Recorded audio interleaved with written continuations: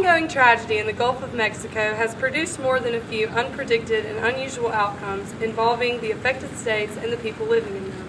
I'm Foy Collins. And I'm Jimmy Hudgens. We're students at Shelton State Community College in Tuscaloosa, Alabama. We decided to make a semester video covering the oil spill in the Gulf of Mexico. We narrowed our focus to the towns of Orange Beach and Gulf Shores, Alabama, and decided to travel down there and get first-hand information and gather a general sense of the attitudes of some of the locals. After several interviews with city administrators, boat captains, restaurant owners, and other locals, we've come to the conclusion that the media coverage is giving potential visitors the impression that the coast is covered in oil. It appears no one in the news is providing people with the entire story. Despite the bad media, the people of these coastal towns are staying positive. We hope that our video will help shed some light on the facts so that you may draw your own conclusions on the outside news coverage of this tragedy. Perceptions of all areas of the country see what's happening in Louisiana once it reached their shores with the oil birds and everything. But that really hadn't happened here. What you've seen is an economic crisis that began to happen because people just stopped coming. It's an economic crisis without any kind of physical damage. Yes.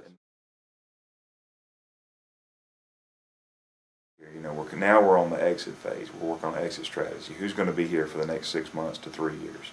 What are they going to be doing and how's it going to work? BP's going to pay for it. How's it going to work? So a lot of that's kind of the first challenge. I can't really say that there's any kind of negative environmental impacts yet, although we're still worried about long term. Is the oil in the sand, is it leached into the systems, and is it going to mess up the water quality for years to come? And those are questions we're working diligently with EPA and Alabama Department of Environmental Management to hopefully resolve and get true answers so we can know that it is safe. Mobile County, predominantly Bayou La Battery, Theodore, those areas, some 80% of the nation's oyster population comes right from there through oyster processing.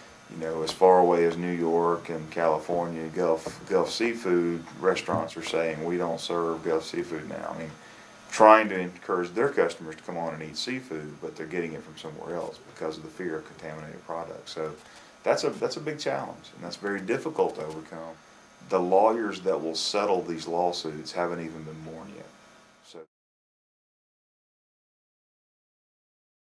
while you're here, and if you've not done so, you need to go down, take your shoes off, walk in the sand, walk on the beach. See for yourself that, wow, it's really not as bad as I've seen on TV. It's not what I thought it would be. If it is, you know, let folks like us know, hey, this was terrible. I had a terrible experience because we're missing this. But as a whole, that's what we need is people to know, because we have no physical damage, people just aren't coming. And that's a big, big challenge. We're open to people understanding that we're not necessarily negatively impacted, but we need people to understand that we're open. I don't know if I really want to go back to the beach right now because all that oil. Well, the oil's not here, but we need to give us a shot. So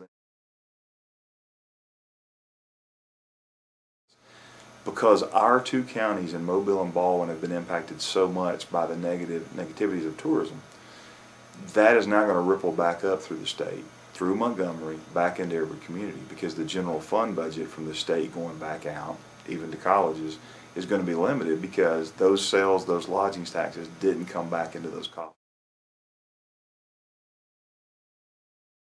You know, this area is known to recover. Just continue to come, give us a shot. If you try other places, give us a shot.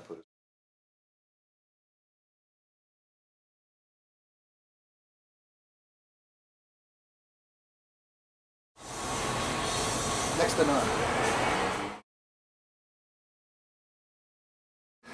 It's affected it a lot.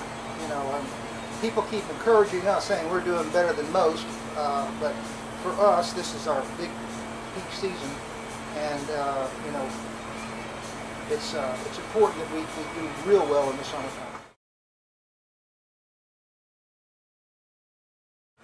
We've tried to keep the prices down as much as we can, and basically they're pretty much the same. We've had to take an item or two off the menu because we're unavailable.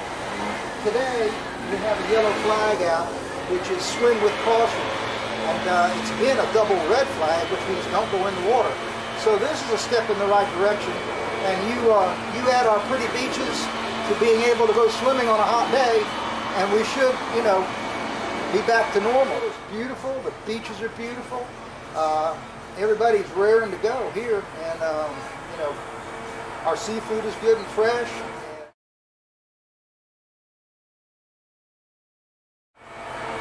It's just the same little old beach town this place has always been, and just hopefully that people will see that and say, you know, there's nothing wrong with the Gulf. Let's go down it. I thought my bird was getting affectionate. I think so. I think a lot of folks have, you know, especially folks from out of state and news, and they just show those big oil slicks and everything, and I have not seen that here at all. Beaches are great, the water's fine. Just please come back to the Gulf Coast. You'll enjoy it. We've got beach cleaning machines that we run that have always been used to pick up debris left by tourists. And we had screens that were with holes in about the size of golf balls. Anything smaller than a golf ball went to a collection bin. Everything else fell through, which was a way to keep our sand on the beach but get the debris up. We had just purchased, before this thing hit, a screen designed to pick up cigarette butts. So anything larger or smaller than a cigarette butt would fall through. We'd still keep our sand on the beach. Anything larger than that would end up in the bin, and we were getting cigarette butts off the beach, which was not a big mess, but it was enough. I mean, it was a problem, nothing we really wanted to deal with it. So we had this new screen, and it had just been installed, and actually the guy that installed the screen was still here when the first tar balls hit the 1st of June. And we had problems. The 8th of May was when it began, but the real issue for cleanup was the 1st of June, right after Memorial Day weekend, and BP brought in 1,000 people with shovels to go stand out in hazmat suits and pick up tar balls that were coming in every day. Well, it took us about 2 hours to realize that was never going to be effective because you just couldn't cover enough.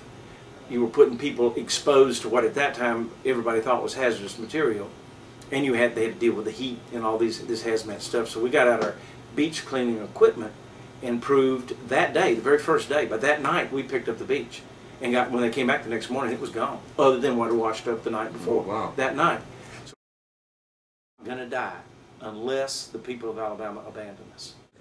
We hope that from this video you've seen how distorted the media can be. Our goal was to paint a clearer, less negative picture of this Gulf crisis. While no matter what, people will have their own opinions, it's important to remember that first-hand knowledge is always the best.